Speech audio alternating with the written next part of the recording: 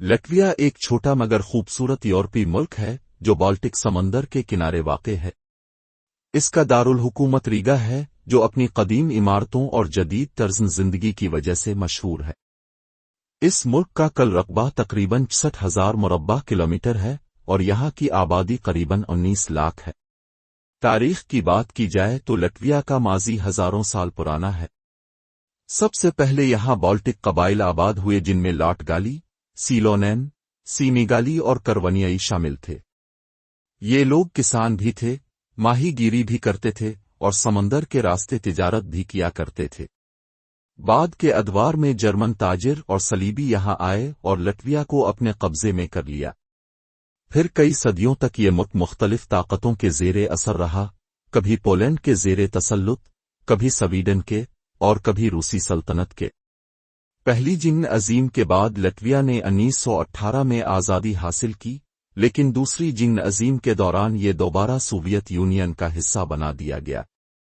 आखिरकार तवील जदोजहद के बाद 21 अगस्त 1971 को लटविया ने एक बार फिर आज़ादी हासिल की और आज ये एक आज़ाद और तरक्की याफ्ता यूरोपीय मुल्क है। लटविया के लोग बुनियादी तौर पर बाल्टिक नस्ल से ताल्लुक़ रखते हैं।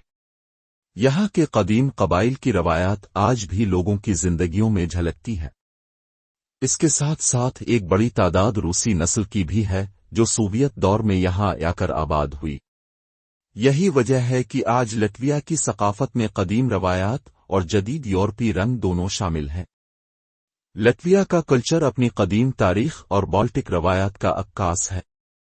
यहाँ के लोग आज भी अपनी ज़बान, गानों और रस्म व रिवाज को बहुत अहमियत देते हैं।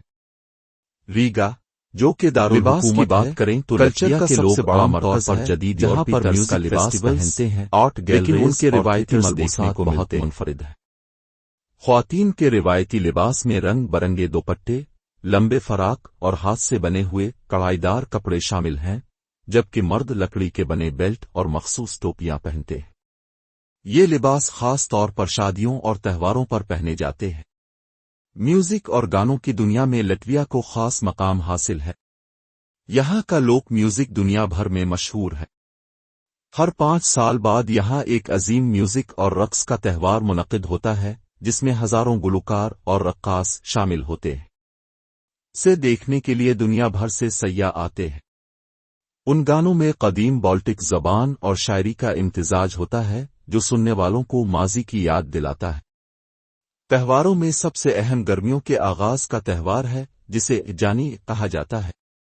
ये साल का सबसे बड़ा जश्न होता है जिसमें लोग खुले मैदानों में आग जलाकर गाते और रक्स करते हैं, फूलों के हार पहनते हैं और फितरत के साथ जाने का जश्न मनाते हैं। इसके अलावा क्रिसमस और ईस्टर भी बड़े एहतमाम से मनाए जाते हैं। यूं कहा जा सकता है कि लटविया का कल्चर कदीम रवायात, म्यूजिक, फन्नून लतीफ़ा और जदीद यूरोपी तर्ज़ ज़िंदगी का हुसैन इम्तिजाज है। यही इम्तिजाज उसे दुनिया भर के सयाहों के लिए पुरकशिश बनाता है। लटविया एक यूरोपीय मुल्क है जहां ज्यादातर लोग ईसाई मजहब को मानते हैं। यहाँ चर्च और ईसाई त्यौहार आम हैं। मुसलमान यहाँ बहुत कम हैं, ज्यादातर बाहर से आकर आबाद हुए हैं, जैसे तुर्की या अरब मुल्कों से। इसलिए ये कहा जा सकता है कि लटविया में इस्लाम के अजूबों में सबसे बड़ा कमाल में इसका पुराना शहर, जबकि ईसाईयत सबसे बड़ा मज़हब है। ये जगह यूनेस्को के वर्ल्ड हेरिटेज में शामिल है। यहाँ की पुरानी इमारतें, पत्थरों वाली गलियां और पुराने गिरजाघर एक अलग ही दुनिया का एहसास दिलाते हैं। ऐसा लगता है जैसे आप पुराने जमाने में वापस चले गए हों। इसके अलावा यहाँ का रीगा सेंट्रल बाजार भी अपनी मिसाल अब है। ये यूरोप का सबसे बड़ा बाजार है जो पुराने जहाज़ों के हैंगर के अंदर बनाया गया था। आज भी हजारों लोग रोज यहाँ खरीदारी के लिए आते हैं। कुदरत हसन में सबसे ज्यादा मशहूर गोजा नेशनल पार्क है। ये पार्क घने सब्ज जंगलों, दरियाओं और पुराने कलों की वजह से सयाहों को अपनी तरफ खींचता है। जो भी यहाँ आता है वो इसके जादू में खो जाता है। पाकिस्तानी शहरियों के लिए लटविया जाने के लिए ज्यादातर शेंगेन वीजा लेना पड़ता है क्योंकि लटविया यूरोपीय यूनियन और शेंगेन जोन का हिस्सा है।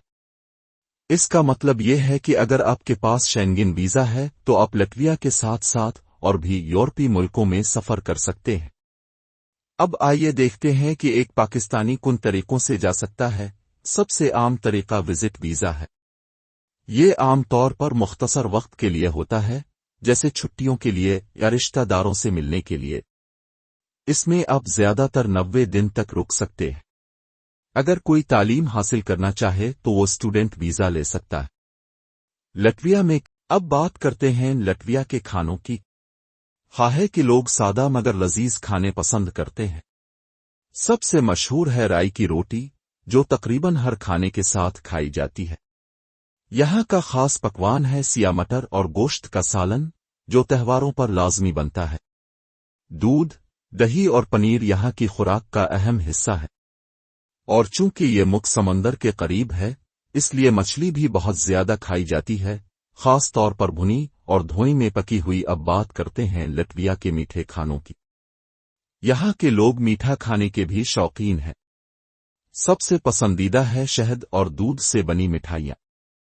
اس کے علاوہ پیسٹری اور کیک بھی بہت مشہور ہیں، خاص طور پر تہواروں اور شادی بیاہ پر۔ بچوں اور بڑوں سب کو یہاں کے شہد والے کیک اور پھلوں کے ساتھ بنے ڈیزرٹ بہت پسند آتے ہیں۔ آخر میں یہ کہنا غلط نہ ہوگا کہ لٹویا ایک چھوٹا سا مگر نہایت حسین اور دلکش ملک ہے۔ یہاں کی سبز وادیاں، پرانی عمارتیں، دوستانہ مزاج لوگ اور پرسکون ماحول اس ملک کو ایک خاص پہچان دیتے ہیں۔ اگر آپ سکون، خوبصورتی اور کلچر کو قریب سے دیکھنا چاہتے ہیں تو لٹویا ایک بہترین منزل ہے۔ اور اگر آپ کبھی سیاحت کے لیے جانا چاہیں تو اس خوبصورت ملک کا ضرور رخ کریں۔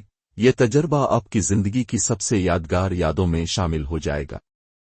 اگر آپ کو یہ ویڈیو پسند آئی ہو تو ہمارے چینل انفوریز کو سبسکرائب کریں، ویڈیو کو لائک اور شیئر ضرور کریں تاکہ مزید ایسی معلوماتی ویڈیوز اب تک پہنچتی رہے۔ تو دوستو، اب یہ فیصلہ آپ کے ہاتھ میں ہے۔